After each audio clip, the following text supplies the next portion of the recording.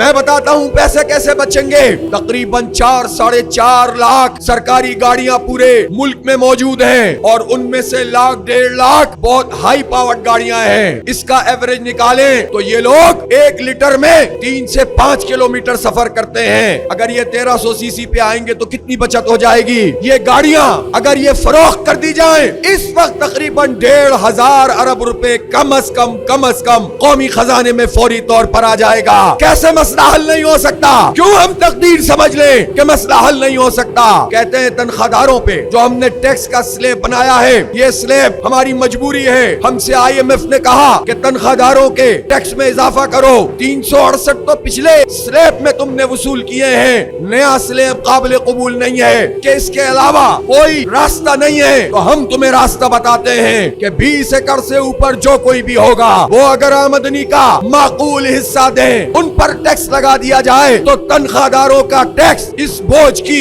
کوئی ضرورت نہیں ہوگی. نئے سلیب کی کوئی ضرورت نہیں ہوگی. شہباز شریف صاحب ہم تمہیں بتا رہے ہیں کہ تم کہاں سے ٹیکس وصول کرو. ہم تمہیں بتاتے ہیں جو تم نے سود کی لعنت ہم پر مسلط کی ہے. سود تو بالکل بھی نہیں ہونا چاہیے لیکن جب تم یہ کہتے ہو کہ اس کا طریقہ کار بتایا جائے تو پھر ہم تمہیں یہ بتاتے ہیں کہ گریجولی اس کو کیسے کم کیا جائے. یہ جو 19.5% سود ہے اگر تم ہر 2 مہینے میں 2% سود کم کرو تو اس کے نتیجے میں 8.5 کے بجائے صرف 5,500 ارب روپے اس لعنت میں تمہیں دینے پڑیں گے جو کسی بھی صورت میں ویسے نہیں ہونی چاہیے. 3,000 ارب روپے اس سے بچ جائیں گے. اب بتاؤ کیا تم اب بھی بجلی کی قیمت مہنگا کرنا چاہتے ہو؟ کیا اب بھی تم یہ ظالمانہ ٹیکس لگانا چاہتے ہو؟ تم اپنی مراد نہیں چھوڑتے, تم اپنی گاڑیاں نہیں چھوڑتے, تم جاگیرداروں پہ ٹیکس نہیں لگاتے, تم سود کی لعنت ختم نہیں کرتے اور ہم سے کہتے ہو کہ اپنی قسمت سمجھ کے اس ظلم کو برداشت کر لیں. شہباز شریف صاحب اب یہ برداشت نہیں کیا جائے گا. تمہیں پیچھے ہٹنا پڑے گا,